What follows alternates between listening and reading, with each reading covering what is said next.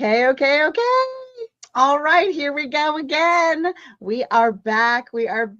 Are you ready out there? I know I'm ready. I am excited about today. Come on, get excited with me out there. There is lots of things to achieve today, and one of them is hanging out with us yet again. I am back. That's right. It's Jessica Koch. I am your host, and this is Profound Professionals. It is an interview series that has been coming to you. Yes, I scour and roam and go across the globe. I have brought you expert speakers from the country of Georgia, from Australia, yes, the down under, from the UK, from all over our beautiful planet, and they help you improve your personal life or grow your business. That's right. We want you to be the best version of yourself so you can inspire others for years, hopefully hundreds of years to come. And we want your bank account to be huge with passive revenue, with a successful business, with really creative investing, so that you can leave generational wealth for your family and your community. And I know there are some families out there that right now, from the 1900s, their families are approaching almost 200 years of generational wealth. That could be you too. And get your act together, get your beauty on. We've got beauty and money today for our show. So today I am super excited to introduce our two guests. Mason, I'm going to flip it all over on its head upside down and go gentleman first. Mason is a certified financial planner and a partner of Sirius. Get that, Sirius? And it's not spelled like the Sirius you're thinking. Wealth Management. I loved that. Where he works with business owners, with high net worth individuals and families, and working through their complex financial decisions and turning long-term goals into actionable strategies. So not just the Rockefellers of the world can truly impact a community and a family for hundreds of years to come. Isn't that true, Mason? It is. Thank you for having me, Jessica. I am super excited to have you. And we also have the beautiful, the dazzling, the sparkling, the I'm so jealous, she looks so darn good, Rachel. She is a wellness focused beauty leader, which I love that, because, you know, to be beautiful, sometimes we do some things or use some stuff that just is not good for us. And so she's very wellness focused in her beauty leadership. And she's on a mission to help people feel grounded and beautiful and empowered in every step. And if we feel beautiful and we feel wonderful, we can shine so much more wonderfulness. And yes, that's my word, wonderfulness, into the community and the world we live in. So thank you for what you do, because it is truly important. You know, I read something that confidence is, there's a whole science, like way smarter people than me at really big fancy universities did studies and white papers, that confidence is really the key to the most successful and financially wealthy people. Mason, you should want to hear this, because that's how we achieve great things. We become brave enough to take that step, even though we're fearful, because we have confidence in some part of us, in some aspect of us. So Rachel, I believe your work is incredibly important. So thank you for being here. Thank you for such a flattering introduction, and thank you for having me on. All right, we are going to get right down to it. First, I'm going to tell you, you know, I'm the Italian mother of 7 and 9 grandkids and counting, but I'm not your mama. All right. So we're not giving you medical, financial, legal, or any other kind of advice. We are sharing with you our knowledge, our expertise, what's worked for us. Go talk to an expert. Hey, guess what? He's certified. So you might go talk to Mason and get some of this wellness beauty on, and go talk to Rachel. But go seek whatever professional, you're a grown up, you know what to do, that you'd like to talk to. This is an entertaining and educational show. So there you go. All right. With that out of the way, Mason, I'm going to go back to you first and ask you to give us a bit of your journey and story and how you got into this whole money escapade of your life. Yes, absolutely. Let's go down the rabbit hole, shall we? We'll take a journey through my lifetime. So I've been in what I will call the financial services world for, I mentioned earlier, over 10 years. It's coming up on 12 years now. I grew up in what I would classify maybe the textbook definition of low to middle income household. I grew up in South City, St. Louis.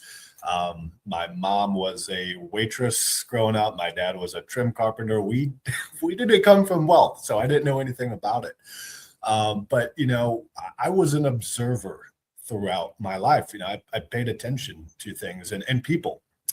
I've seen family, extended family, friends of family who, were what I would say successful people. They had very successful jobs, made lots of money, and I've seen business owners do the same thing. But then being that observer, I've seen drastically different outcomes that have happened throughout the course of those people's respective lives. And I didn't have what I would say kind of that mentor peer guidance to really direct me financially. I just paid attention. And I would want to kind of take a step back and say, I've always been one of those people that I want to do everything and anything I can to help someone who's in my life. And of course, I do that for all of my clients now, but I mean for friends and family. And so that background is really what got me into this business. I've seen people, like I said, make lots of money and didn't end up having the outcome that they ultimately wanted in life when it came to retirement, for both business owners and non-business owners. And I've seen the polar opposite of people who maybe didn't make a lot of money, whether they had a business or didn't have a business, but they had far more than the outcome they ever thought because they planned and they saved and they just made really smart financial decisions. So it's really interesting to see both sides of the spectrum of making lots of money and wealth throughout the course of your lifetime and not. And the outcomes for both people were what I would say polar opposite of what most of us would imagine them to be. And so that's what really led me into wanting to get into the financial services space in some capacity and help guide people, educate people. I take an educational approach first to everything I do. I want to teach people not just the decisions we're making for you, but why we're doing them so you can understand your personal and financial circumstances that much better. So with that being said, I entered this space, had my own insurance agency to start off. I was with farmers. People ask, well, how did you get into that specifically? And I say, I was sold into it. It was a great idea. Some insurance guy reached out to me and said, hey, you're young, you're ambitious, you could do that. And this was 12 years ago. And so I thought, I'll make lots of money doing that. Sure. And I'll also get to help people. And I would summarize it. I liked it. I loved it. I liked it. I did not love it. I did not love it because I wasn't in the space to really offer everything I possibly could for somebody. It was just insurance, property and casualty, your classic home and auto, and maybe you're doing some life insurance, but I knew there was more and I wanted to get involved with really offering the full gambit of helping people out. So I did that for a few years. I don't want to bore you with all the intricacies. Did that for a few years, was successful in my time of doing it. But then, you're making those natural connections with other people in the business. I'm sending business to financial advisors and CPAs and estate planning attorneys. And so it just happened to be one of those things. I'm, speaking of health and wellness, like Rachel, I was at the gym one day on a Saturday. I never forget it. And I just got connected with this guy, and he was a financial advisor at TD Ameritrade, and said, hey, you should be an advisor. You got the look for it. You're smart. You're already kind of in the business. And so that's what I did. I made the transition. I sold my book of business, my insurance book of business, and got into the corporate world of financial advising, right? And I had that idea. I'm going to climb the corporate ladder. And this is going to be great. It's going to be super successful. And so was an advisor for a few years with TD Ameritrade, made a transition to another large institutional wealth management firm, did that for a year as a financial advisor, got promoted with them, managed teams of financial advisors, oversaw sales and operations. And I thought it was going good. I thought that's where I wanted to be. And then I kind of started taking moral and ethical issues with really those executive level decisions that they were making top down, that I thought, man, I really don't think we're doing everything we could for all of these clients. I noticed it was becoming very transactional. These people feel like customers, not clients. And I took issue with that. And so after a few years of that, I thought, I want to go back to exclusively being an advisor and doing everything I can for my clients. And luckily, at this point in my life, I had that mentor type figure I was leaning on and asking for guidance on. He said, hey, you should talk to these two guys at Sirius Wealth Management. And so I got introduced to them, did a lot of business planning leading up to this transition, leaving the corporate space, going back to the independent space. And I haven't regretted it since. We're a team of 3.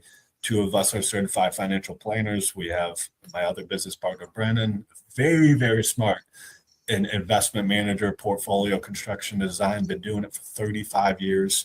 And I get to tag team with both of them, and we help, hundreds of families out. We do, like you kind of mentioned, the multi-generational wealth transfer. So we work a lot with 3-generation, 4-generation families, which is fascinating to have, a client who's, a toddler, a kid, but you also have a grandparent who's in their 90s, and you have everyone in between. And it's so fun to just help them, build and grow that wealth and do things on every level, from income planning, tax planning, estate planning, retirement planning. You're just helping them with everything possible. And I get to do that every day, and it doesn't feel like work. People ask what I do for work, and I want to tell them I don't work. I'm doing what I love to do every single day. And that's the best part of it. Most people, again, take this with a grain of salt. They think it's 4:00 and they're like, man, I can't wait till it's 5:00. I get to go home. It's 4:00 and I'm thinking, I wish I had more time. Well, you do as close to legacy planning and having those conversations with people as I see in, most industries. So I love that you're doing that. I kept thinking about, when you kept talking about mentors in the wealth space, I kept thinking about that book, something along the lines of, I'm going to butcher the title a bit, but maybe it's like 5 lessons I learned from a millionaire or something like that. There's like a breakdown. So it's really a good one. So I really enjoyed that. So what's the next step? If it's a family or a business owner or a C-suite person, they're like, okay, it sounds like Mason has got his act together and I'd like to work with them. Are you only able to work in certain areas based on because I know you're really highly regulated. And then what's the next step for them to find you? And then we're going to get to hear all about the beautiful, smiling, patient Rachel. Yes. Great questions. So we can work anywhere. We have clients right now in 17 states. So anywhere in the U.S. You can work anywhere in the U.S. If it's not someone we're currently registered, we'll get registered. It's like 20, 40, 60 bucks for the year. It's not much. So we're happy to do that. How to find us? Find us on the website, SiriusWealthManagement.com or SiriusWealth.com.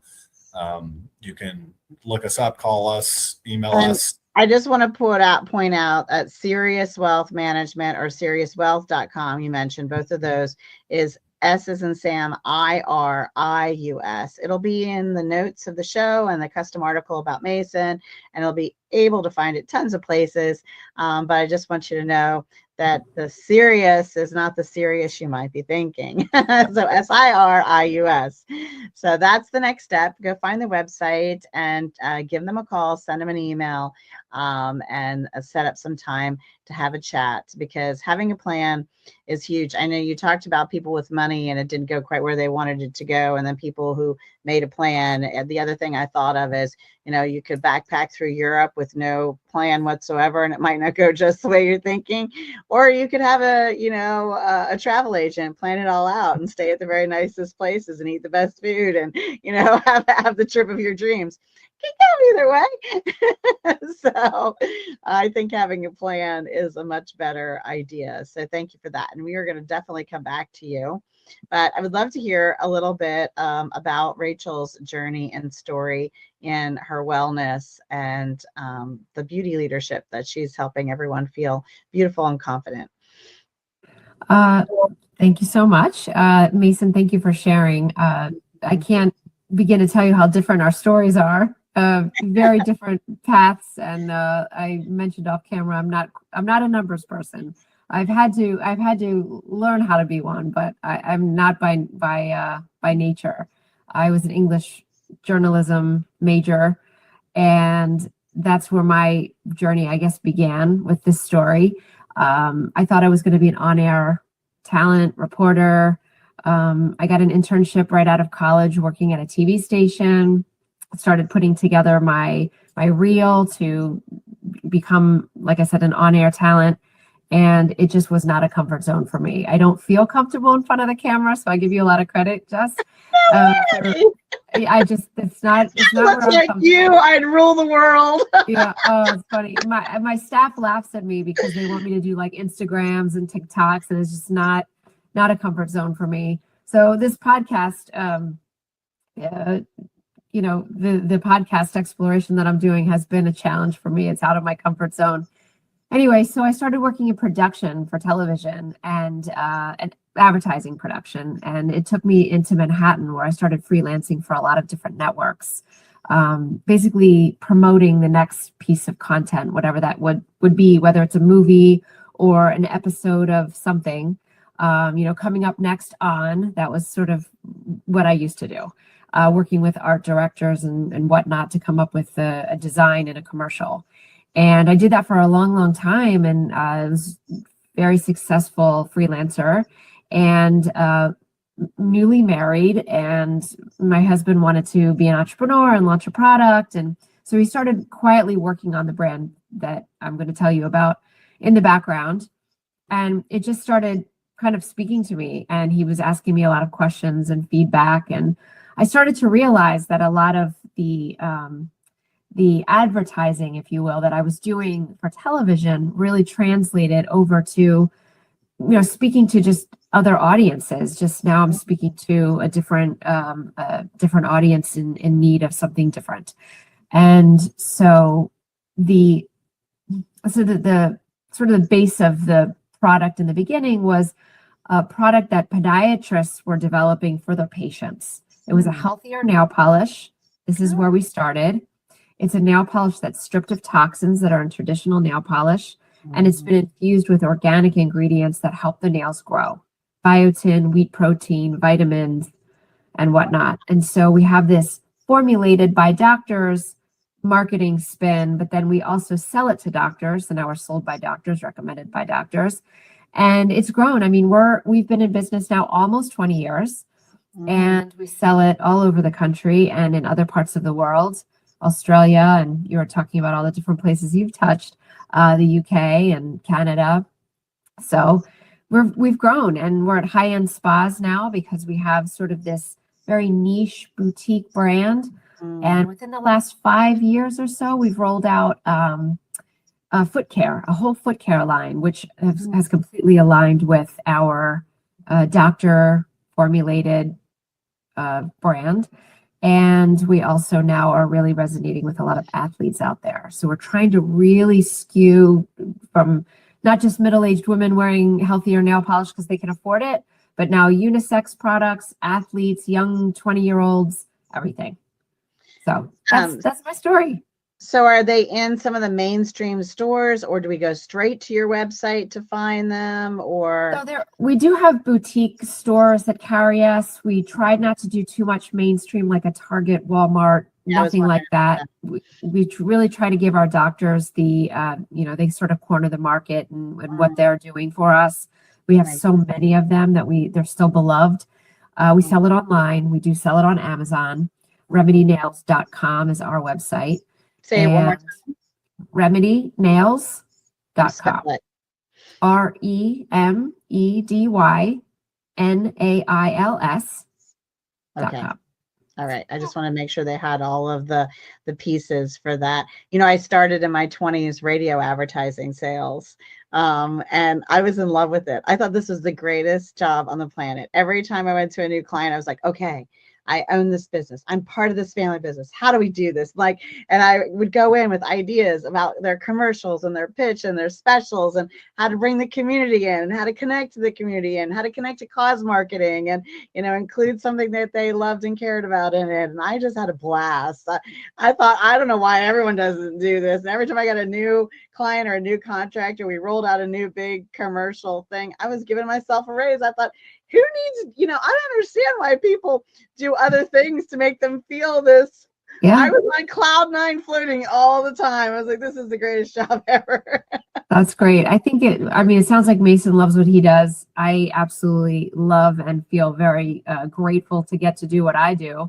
I think that's kind of it, right? Like I have 3 boys, raising 3 boys, and that's just the way I want them to embrace life. You know, don't feel like it's a job where you're working it and then you'll eventually retire from it. You got to really sort of love it along the way. Yeah, this is my version of retirement. I'm living my life mission and vision. And, you know, I'll always do the podcast. I've done them from my kayak. I'll do them as I travel. I'll do them whenever, because it's just a lot of fun. And we're converting our whole legacy gratitude community into a legacy foundation and nonprofit. And so it'll live on long after I'm gone, with all of the experts that give advice, and all of these podcasts will be a part of it. And yeah, so I think when we're doing this kind of thing, it's big stuff. So any average person can go and find you and have healthier nails and toenails, it sounds like, and be amazing. I'm so like loving that the podiatrists are caring about the nail polish on my toenails. Like that is wonderful, and it cracks me up at the same exact time.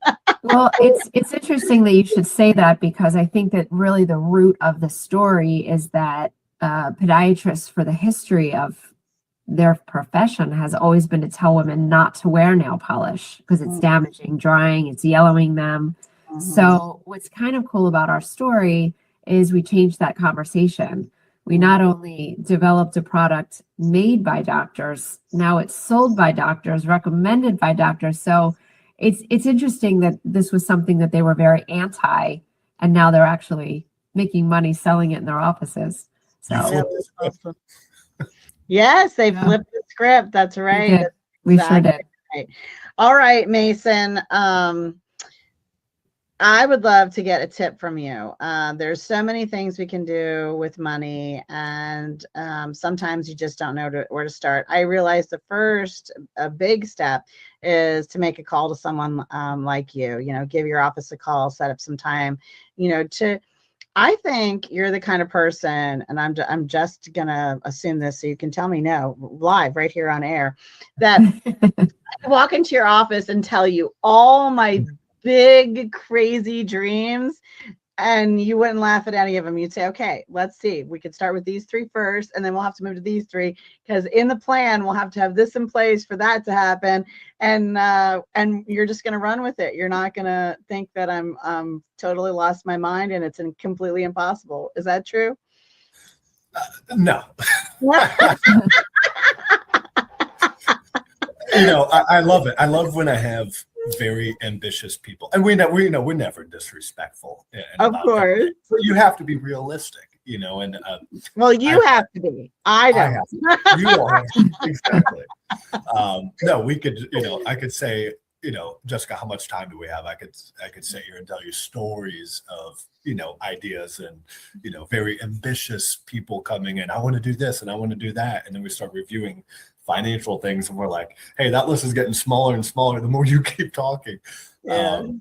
So no, but it's always a great conversation to have, and that's really where it always starts is, Jessica, you know, Rachel, what do you want to do? And we'll start from there, and then we'll dive into how can we make those things happen? I mean, at the end of the day, I'm an analyzer first, and then I'm a problem solver. That's really where it comes down to. So I love to, see all my clients, reach their goals and be able to do and live the life that they want to live, leading up into retirement, to selling a business, to doing, all the things they want to do in retirement, traveling, relocating, traveling Europe, whatever it may be.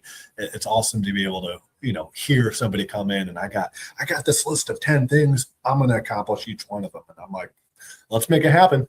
What can we do to make it happen?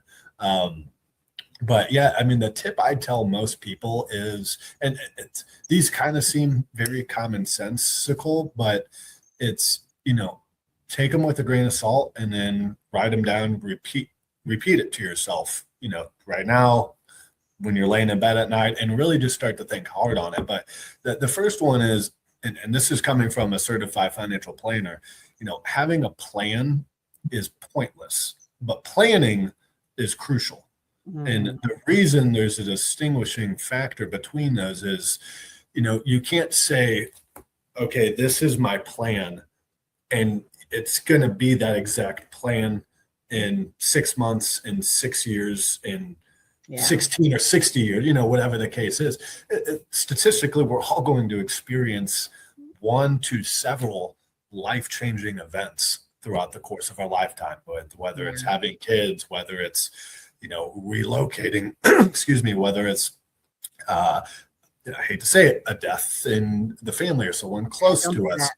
It's something. So we're going to, and so that's why planning is important, to adjust to those changes. Okay. So that's kind of the more serious tip, if I will.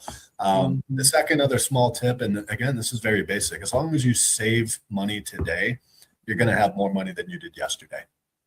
I love that. Stick that money in the jar, at very least. Hey, I wanted to ask you before we move on to Rachel's beauty tip or tip in general. I think you could offer some pretty good business tips too. It sounds like you're far more than just beauty. But I wanted to ask you, Mason, who are some of your best collaboration, or we talked about your customers, but who are some of your best collaboration or referral partners? I heard you talking before, other insurance agents for different kinds of insurance, CPAs, maybe attorneys, but is there someone else that I wouldn't have, or the community listening wouldn't maybe think of right off the bat? Yeah, I mean, the best, if I would say industry professionals, insurance agents, commercial lenders are great. Estate planning attorneys are always great. Your friend, your neighbor, someone you're talking to, that you're often sharing, after maybe a few cocktails or not, something about your personal financial circumstances. And they're like, you should talk to a financial advisor. Sometimes those are the best. I know a guy. I know a guy. You should talk. I know a guy. That's awesome. All right, Rachel, how about you? Give us a wonderful tip. Well, I mean, beauty tip, I don't know. It's interesting because I don't necessarily think of our brand so much. Beauty isn't the first thing that comes to my mind when I think about our brand. It's probably more wellness and foundational. When it comes to business, to me at least, and this aligns with the brand, is that innovation doesn't come from chasing trends. And if we did that, I don't think that we would be where we are almost 20 years later. I think it comes from sitting with real problems and understanding them. You sit with it long enough, you understand the problem long enough, it becomes something that feels important and that you can feel passionate about. So that would be sort of maybe an entrepreneurial tip, if you will. And then as far as just wellness or self-care, I would say that, when we care for our foundation, everything above it performs better. You were talking about confidence earlier. And I think that, especially with feet, I mean, I like to think of ourselves as sort of the foot disruptors in the industry. And I think that when we care about our feet, there are things that we can do every day. Like, for instance, we have a foot scrub that is made with salt from the Dead Sea. It's nourishing, it's exfoliating, but it feels good. And it sets you up to feel, ready to conquer the day, right? But it's also functional, right? It's foundational, where it's cleansing, it's maybe warding off bacteria and potential fungus growth, especially with winter. I mean, we're in the dead of winter here in New York, snow, and everyone's in boots or skiing. It's like that trapped environment. I mean, let's face it, if our feet don't feel good, where are we going? Nowhere. Right? I mean, philosophically and logistically. So I think that's sort of protect your foundation. Well, the other interesting thing I heard you say is, don't go with trends, but I also heard, you're talking about looking at what the problem is and the solution, but really with your product, you had to listen from both sides. Like you listened to what the doctors didn't like and didn't want, and then you also listened to what the patients didn't like or didn't want, and finding a way to bring those two together with a solution in the middle that made everyone happy, is key. So really listening well to different sides of the table that have to do with your business or your product or your service or anything you're doing. I mean, this applies to financial as well, right? Having different options and different solutions. I know there's some people who really hate the idea of the flat fee kind of financial person, or then there's the ones who are, well, I don't know about him or she making money every time I make money in the market, or however, there's so many different options. So it's listening to the customer and looking at both sides of the coin of what's actually happening and what is, could be better, and also what Mason said about educating. I think that's a huge piece. Is a lot of people just don't understand the benefits or the downfalls of the different options, and aren't always getting their information from good sources. So I have a feeling Mason agrees with me about that. Very much. People using AI too much. Yeah, probably a little frustrating. Yeah, I would not recommend that. But as we mentioned, we're not giving you financial or legal advice. Go be a grown-up and get some from someone who's licensed and knows. We have someone right here. So anyway, moving on to one of my favorite parts is I love for us to take a breath and to take a minute to share a nonprofit cause that is close to my guests. That's right. I want to inspire someone out there, someone maybe you, to give time, treasure, or talent, or be inspired by a cause that our guest shared, or just to remember, oh yeah, you have something you love and you just haven't had the time, life got in the way. Reach out to them, find out what they need, give some time, treasure, talent, or love to the cause you care about, or just make a post about them and spread some awareness. Awareness is a huge way to support any cause you care about, because if people don't know it's out there, then they're also not supporting it, or maybe even not taking advantage of the services, and they need them, or they know someone who needs them. So awareness is huge. So that is why we do this in our show. So Mason, please share with us a cause you care about. Yes, locally, we are a part of the St. Louis Men's Group Against Cancer. It's a 100%. I think everyone's for that, man. I think everyone's against it. Stomp out the C word. I love that. So tell us a little more about it. Sorry, I couldn't resist. No, it's great. They throw on a very large meeting, fundraising event once a year, and I mean they raise just shy of $1 million every year. There's hundreds, thousands of men who come out, organizations, firms that come out and donate, and they have, the keynote speakers who come out and speak about, their life personally affected by a form of cancer, somebody they knew, how it impacted and changed just their thought, right, about I need to be involved more, not just in the society, but this organization, because there's thousands and millions of other people out there affected by cancer and don't necessarily have that support. So this is just an awesome fundraising event to be a part of, and to hear the impact year after year, every year we attend, what the fundraising has been used for and done, and the lives it's saved. So that's really been close to our hearts over the years. That is awesome. And unfortunately, yeah, all of us, I haven't run into anyone yet who hasn't in some way or shape or form been affected by the icky C word.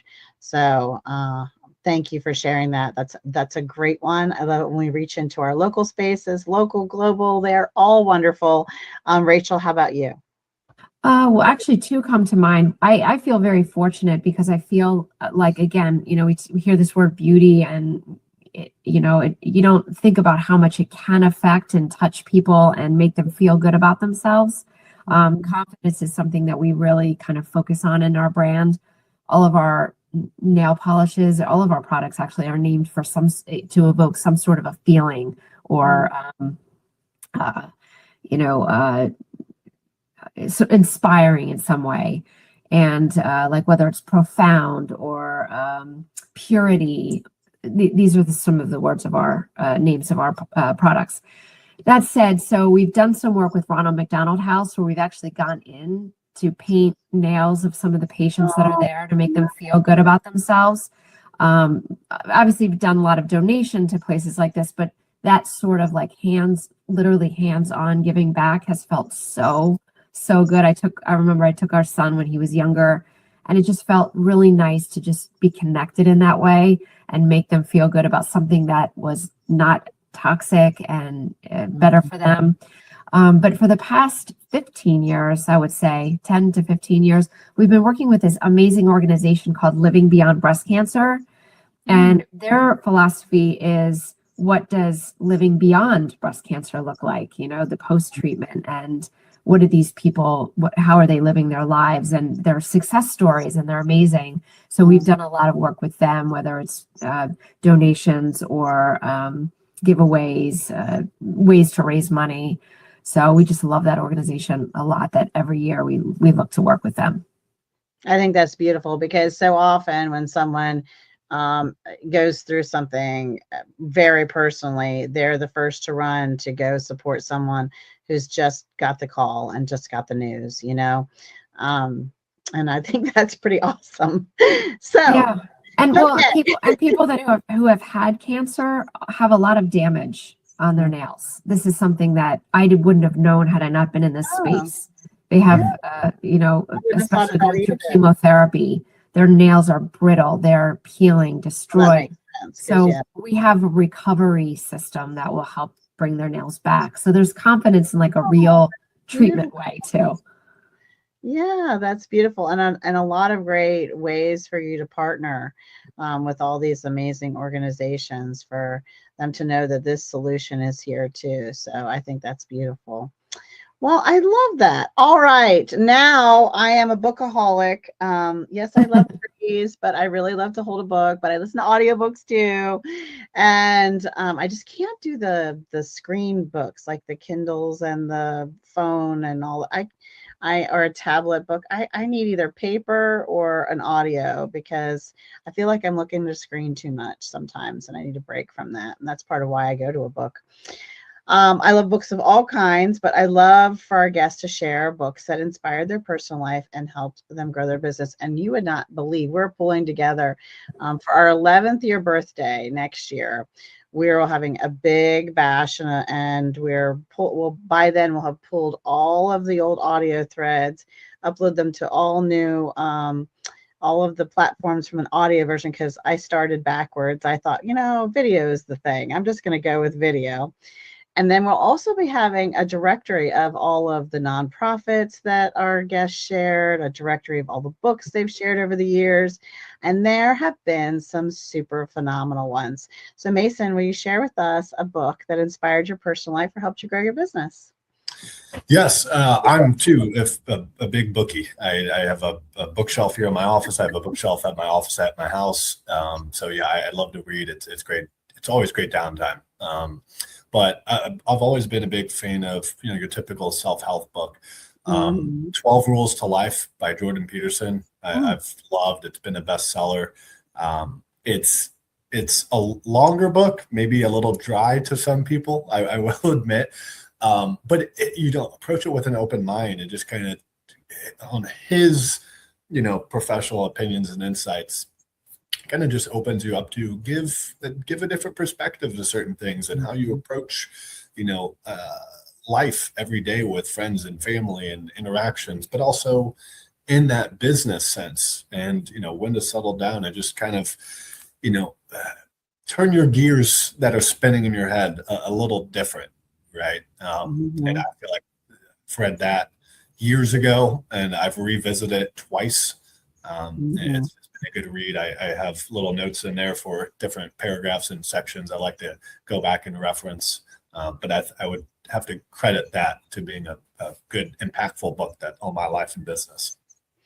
I think that those kinds of books, when you say, there's a lot of good golden nuggets in there, but, some people could, see some of it a bit dry. I think those are sometimes some of the very best books for a book club, right? Because it kind of brings to life all the different facets, and you get, like you said, if it's something that's bringing different perspectives, that's a great for a book club conversation. So awesome. I've never heard of that one. Thank you for sharing it. How about you, Rachel? I love books as well. I wish I made more time for, I listen to books more often than I sit and read, but I do flip flop back and forth. My favorite genre is historical fiction. So that's not helpful in this conversation. Oh, really? I'm actually writing a series of 7 novels that are connected, that are historical fiction. I'm writing. We will have to talk, because I have inspired to write a book as well, based on my grandmother's life. So I'm hoping that I get moving with that. But I think that, listen, books have touched me in different times of my life. Like I remember early in my career, of course, the 4-Hour Work Week was really, piqued my interest. And then Atomic Habits is an amazing book. I know a lot of people talk about that one, but I think the book that I can mention for today is The Defining Decade by Meg Jay. And it's really about, it's inspired me because we are trying to move into this. I have 2 kids in their 20s. It talks about the defining decade being your 20s. I have 2 children that are in that decade now, but I also have people working for me in that decade, and we're trying to speak to audiences of that decade. I was talking about the athlete focus that we have going on. So it's really just kind of talking about how this decade is not a throwaway decade. Maybe that's the way I was brought up, like, just enjoy your 20s. There's something really pivotal that should happen during this time where we're curious and we're taking action, and there's a lot of hands-on. So not pressure, not stress, it shouldn't be it's not a bad thing, but empowering is probably the best way to describe the way the book encourages you to live that decade. Yeah, I lived almost half of that in Europe when I was young. So yeah, I had some definitely fun adventures, and our book club did do The Atomic Habit as one of our books, and we definitely have to talk about the historical fiction. That was one of my favorite authors, is Fiona Davis. Do you know her? I know the name. I don't think I've ever read anything. You'll love them. It's because there are a lot of them. Almost everything I think I've read so far. I haven't read all of hers, but they are New York. So The Lions of Fifth Avenue is outstanding. Magnolia Palace is outstanding. Mason knows Fiona Davis. How do you know Fiona Davis? Just reading out there. I experiment with books. I like to get some different ideas out you there. You like her too? Yeah, she's good. I mean, yeah. Which ones have you read? Both the Fifth Avenue one that you had mentioned. The Lions of Fifth Avenue. That was good. I liked it. I like her style. I like her twist. I love how she tells us at the end what parts were real history and what parts were really fantastic. She's so much fun. That was just because that was not what I would have ever gravitated towards. And I had people calling me out like, you need to diversify your reading a little bit more. And so it was actually my neighbor was like, here's a book, try it out. And that was it. So it was good. It was a good one. I just finished The Address, And I don't think that was my ultimate favorite, but I would also read Spectacular. I read that one, but read that one at Christmas time. You'll like that one at Christmas because it's a little bit about the Rockettes too and their history. So, very cool. I mean, but it's also, historical fiction. So it's really, really good. I'm a big fan. All right, I'm on it. Fiona Davis. That's right. Okay, we are going to go really quickly. 3 things, Mason. I want to know if there's anything else about you or your business that you didn't feel like you got to share. I'd like to share that. And then talk about gratitude and legacy. So what gratitude and legacy mean to you? Yeah, I'll start with gratitude and legacy. So legacy, we approach that, and I approach that with my own personal life, but also, helping clients with their legacy. And it's just, how do you want to be remembered, and what do you want to leave behind? That's it. And, we want to live, I would feel that most people, we want to live a prosperous and successful life and, have some sort of meaningful impact on our spouse, on our kids, on our family, on our business. And, how are we going to be remembered when we leave this earth? That's how I approach legacy. In terms of gratitude, I'm a big believer. No one is successful by themselves. It's just not. I mean, I'm not successful by myself. I can go out and source all of the new clients, that I want. But the fact of the matter is, those clients, came to us through some form of connection, right? It's somebody who referred them to me and put a word out there. And so just having that gratitude and showing that gratitude and being thankful for someone to allow myself to grow and our business to grow. So those are, both the legacy and gratitude comments. Something about the business that I haven't got to share. We just take a different approach. I don't have anything to sell anybody. If you're here looking for a specific product or a rate, I'm not your guy. We want to provide solutions and provide true value to not just people, but their family. And if that's what someone is looking for and truly finds value in, we're it. We hopefully are a good fit, but we always love to help people out any way we can. I love that. Thank you, Mason. How about you, Rachel? Anything else about the business we didn't get to touch, or your thoughts on legacy and gratitude? Okay, so I maybe can combine the brand with business, and I guess one of the things that I've learned is that if you want sustained success, you have to build systems that even work even on your worst days.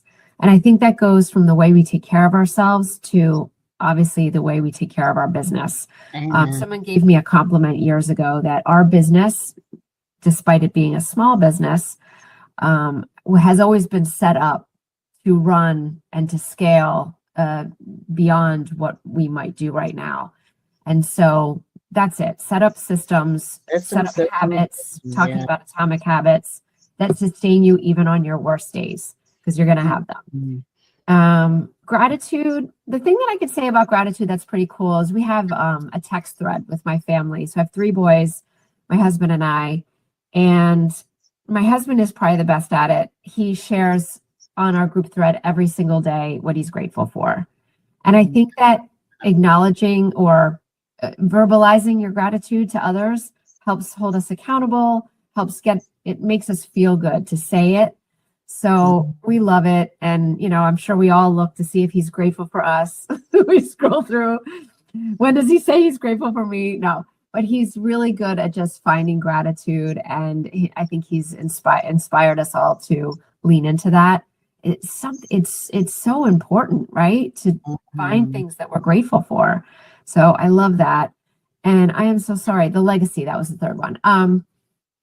The legacy, I think for me would be, there's got to be a reason that we do the things, that we learn the things, the successes, the failures. I've made mistakes in my life. I've been hurt. I've been, at the bottom of my, rung. And I think that to inspire others with our story, share pieces and parts of ourselves. I hope that my legacy is that right, that my story and the things that I've learned and grown from inspire others in their life. So that's the way I like to live, thinking about how I'm touching other people's lives. Yeah, me too. That's why legacy is such a big deal for me. My word this year is the ripple effect. I took a whole phrase. I just went for it this year. I love that you talked about systems. I'm a big, so if you'll love these if you haven't read them already. Systemology is an amazing book. So Systemology, written by two different authors, read with like, it doesn't really matter which one you read first, I don't think, but they go together like peanut butter and jelly. Another author wrote Fix This Next. He has a whole series of books, but those two together, like, I want to introduce the authors because they don't realize where one's missing some holes, the other one fills it in between those two books. Cool. It's really fascinating. The other audiobook I'm listening to that may be really helpful to you as well, Rachel, for team, is called The 4 Disciplines of Execution, and it's by Sean Covey. Well, he's one of the 3 authors, Stephen Covey's son, and it's outstanding. I'm listening to that one. It is fantastic and profound. You have a nail polish that's profound. It's profound professional. This is profound professional. So I love that. I love that you had brought that up. And our family does this really cool thing. We were in the car the other day. My husband and I started doing it when we were dating 27 years ago. And we call it the 3 things, and we do it now with the children, with each other and the children, and we often do it in the car because you're in the car. And I love it when you can kind of see legacy in action, because my 9-year-old granddaughter was in the car. My 14-year-old, we were on our way to her soccer game. She's in travel soccer and all year soccer. And so it was the 4 of us. And my granddaughter says, okay, I'm going to do the 3 things game. And she did granddad. She did the 3 things she loves about him. She did 3 things she loves and likes about me. And then 3 things she loved and liked about Kara. And then everyone else, that's the game. You pick it up. So then Kara went, and the kids they love being the one giving the praise almost as much as they love it when it's their turn, when the person who's coming around gives them. And it's very fascinating to listen to what they pay attention to, what they like, what they notice, and Mason is saying, he paid attention as a child. It's really interesting to see and hear playing that game with the kids, what they notice about us. They really are paying attention. They're watching. They are watching. One time, one of them gave me, I love how when mom's in the grocery store, she'll just turn to the person in line and tell them something wonderful about them. She'll say, I love your glasses. Oh, that's a great dress. Like, compliment a perfect stranger, I was like, wow, I really do that. I didn't notice they were watching. So it's fascinating. And it's very fun. Cool. So I love that you have that gratitude practice with your text thread. All right. Well, this has been Oodles of Fun. I hope you guys have both had oodles of fun. Yes. Yes, absolutely. Well, if you're out there thinking, wait, I'm changing the world of beauty, brains, money, and all the things, and you need to be featured on Profound Professionals, well, come on, reach out to me and our team, and we'll show you just how to get on the show. But before we say goodbye, we're going to get a final thought, piece of information or inspiration from our guest, and away we're going to go. Mason, you're up. Some final thoughts for us? Oh, boy, put me on the spot. Final thoughts. I would keep it simple. Plan ahead. Think about just the life you want to live, and what does it take to do the things that you want to do. And I'm not just saying that because I'm in the profession I'm in. I'm just saying that as general life advice that's helped me. That piece of advice was shared with me by a mentor far before I got to where I'm at now. Just think about what you want to do and what it's going to take to get there, and make it happen. Start planning. That's awesome. Thank you so much, Mason. How about you, Rachel? A final thought for us?